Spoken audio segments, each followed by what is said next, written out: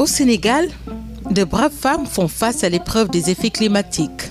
Mer, terres et inondations, le calvaire multiforme des femmes. Les ressources de la mer sont inépuisables. Cette assertion est désormais bien absurde, mais pendant longtemps, elle était largement partagée et solidement ancrée dans les croyances populaires. Les femmes transformatrices de produits halieutiques de cette plage de Yarar, commune Anne-Maris, Dakar, savent exactement ce qu'il en est. Ces ressources qui jadis leur assuraient des revenus substantiels, en tout cas largement suffisantes pour couvrir leurs besoins vitaux, deviennent rares.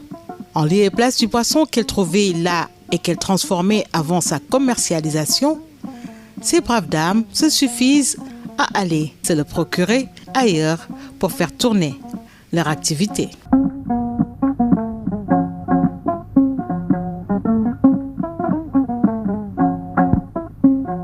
Awa Diallo, une des leurs, cette activité qu'elle a héritée de sa belle-mère depuis bien longtemps, ne lui fait plus sourire aujourd'hui.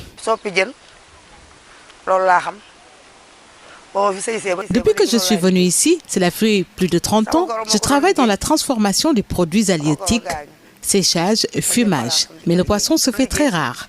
Cela fait 4 voire 5 ans que nous sommes confrontés à cette situation. Auparavant, à pareille heure, nous étions à l'œuvre. Maintenant, nous n'avons plus d'activité. Il y avait des tables à perte de vue pour le séchage des poissons. Maintenant, elles ont toutes été emportées par les vagues puisqu'elles ne servent plus. Nous n'avons plus de produits pour pouvoir travailler. Nous sommes arrivés à un point où le poisson fumé que nous consommons à la maison, nous l'achetons ailleurs. La crise se ressent jusque dans les ménages. Une situation ressentie même jusque dans le cercle familial, car leur gagne-pain est en veille ou inexistant, confie Madame Doué. À cet égard, elles sollicitent un appui financier pour retrouver leur vie, même si la possibilité de se procurer le produit ailleurs le nécessite. Pour la relance de notre activité, nous sollicitons l'aide des bonnes volontés, mais nous ne voulons pas de prêts. Les prêts bancaires nous ont appauvris. En plus des problèmes dont nous sommes confrontés, nous nous retrouvons dans une situation où nous devons rembourser les banques. Moi, la banque me court toujours derrière. Je suis malade et je dois enlever mes dents. Mon fils m'a envoyé l'argent pour la prise en charge avec le dentiste. Malheureusement, je l'ai utilisé pour éponger cette dette. D'ailleurs, les financements qui sont destinés à la relance de nos activités, nous les utilisons pour la maison parce que nous n'avons plus de source de revenus. Nous préférons de loin les financements.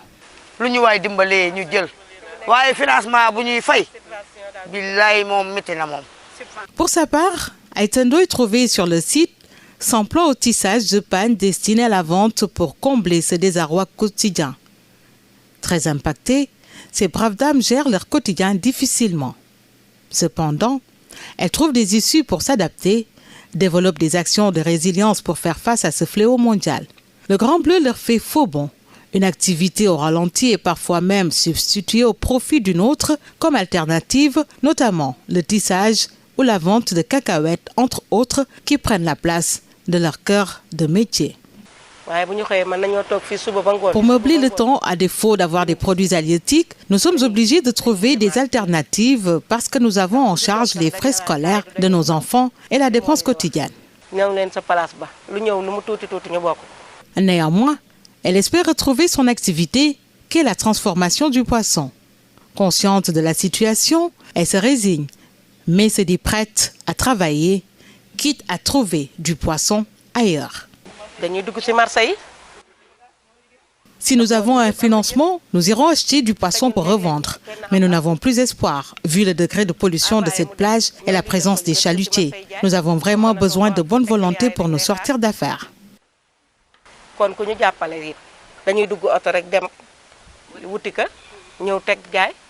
Quitter une plage censée servir de quai de pêche pour aller se ravitailler chez un poissonnier dont on fait l'impasse, en toute impuissance, sur l'origine et les conditions de capture des produits vendus, si ce n'est pas le comble du paradoxe. Mais soyons justes et réalistes, la raréfaction des produits halieutiques, conséquence tangible du dérèglement climatique, et la surexploitation éhontée de nos eaux par les féroces prédateurs des temps modernes ne laissent aucune marge de manœuvre à ces femmes qui ne possèdent que leur courage, leur dignité et leur légitime volonté de subvenir à leurs besoins et à ceux de leur famille en toute légalité et dans l'honneur.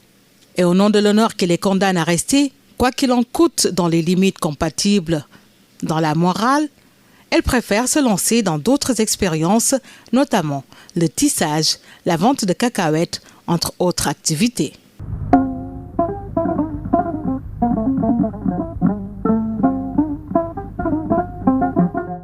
À leur image, d'autres braves dames, cette fois-ci officiant dans l'agriculture, racontent leur vécu, se désolent, toujours des effets du climat, mais s'adaptent néanmoins devant cette situation à travers des activités de résilience. Selon l'adage, la terre ne ment pas, et quand on la malmène et la détruit, sa réponse est on ne peut plus claire. Là également, les femmes, décidées de faire front pour refuser le fatalisme qui les condamne à la résignation séculaire, se trouvent frappées très durement. C'est un cycle vicieux infernal. Il faut s'endetter pour acquérir les entrants indispensables à l'activité. Les récoltes du fait de l'appauvrissement des sols sont maigres, insignifiants. Si d'aventure la nature est plus généreuse, des insectes jusqu'ici inconnus sous nos yeux viennent détruire impitoyablement les efforts de plusieurs mois de dur travail. Et les banques dont la qualité première n'est pas de faire dans la philanthropie réclament leur dû nonobstant toute la sécheresse déshumanisée de machines à sous. Nous avons nettoyé ces terres avec l'autorisation du service des eaux et forêts qui nous a permis aussi de les exploiter. Cela remonte à 2005. Nous exploitons 2 hectares et cultivons diverses variétés. La superficie est loin de suffire pour 32 membres. Si toutes les femmes étaient d'ailleurs actives, ce serait encore moins suffisant. Les femmes ont un réel problème d'accès à la terre. Par exemple, nous exploitons ces 2 hectares, mais elles relèvent du domaine national. C'est la propriété de l'État parce que faisant partie de la forêt classée de Mbao. L'État nous a prêté ces terres pour avoir pris les nôtres pour loger des impactés d'infrastructures étatiques ou des victimes des inondations. Au tout début, nous n'avions même pas de sauterelles, encore moins d'insectes parasites pouvant s'attaquer à nos cultures. Aujourd'hui, nous en voyons en grand nombre et plusieurs variétés. S'y ajoute la pollution qui s'en prend aux fleurs de nos arbres fruitiers. Vous avez vu des feuilles d'arbres changer de couleur? Les citrons ont jauni alors qu'ils devraient rester verts. Cela signifie que ce n'est pas naturel. Un changement lié à la nature est intervenu pour qu'on en arrive là.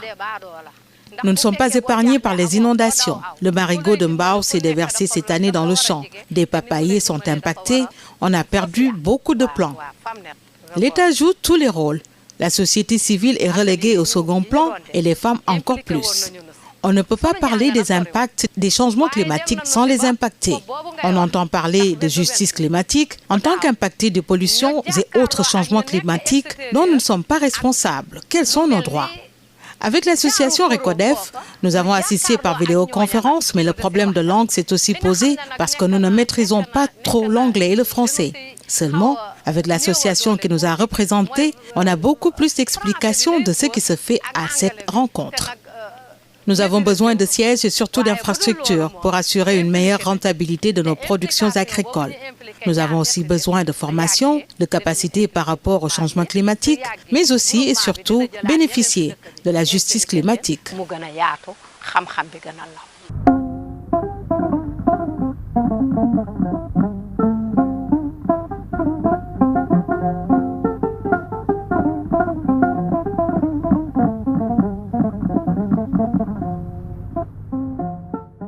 À ces fléaux, les inondations viennent bousculer également la quiétude de nos mères, nos épouses, la famille toute entière qui parfois peine à trouver refuge autant pour se sauver que préserver le fruit de leur labeur. Ces 2 dernières années, nous souffrons atrocement des inondations. Nos maisons sont envahies par les eaux des pluies. Un nombre important de nos voisins ont dû abandonner leur demeure, nous par manque de moyens, caution de location, paiement mensuel, nous sommes obligés de prendre notre mal en patience en continuant à vivre sous les eaux. D'autres ont été séparés d'une partie de leur famille, notamment les enfants. Ils ne peuvent pas patauger à longueur de journée dans les eaux et l'odeur nauséabonde qu'elle dégage est peu recommandable pour les asthmatiques. Nous avons perdu nos matériels mobiliers, même nos écoliers qui ont perdu plusieurs de leurs fournitures scolaires, car une fois dans l'eau, ils deviennent irrécupérables. Nous souhaitons que le réseau d'évacuation des eaux usées soit ouvert à notre canal, afin que les eaux usées puissent être dégagées de nos foyers, afin qu'on puisse reprendre notre vie d'antan.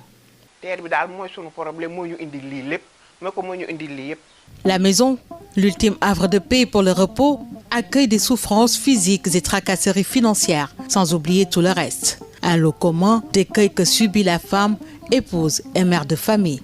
La maison donc est envahie par les eaux de pluie.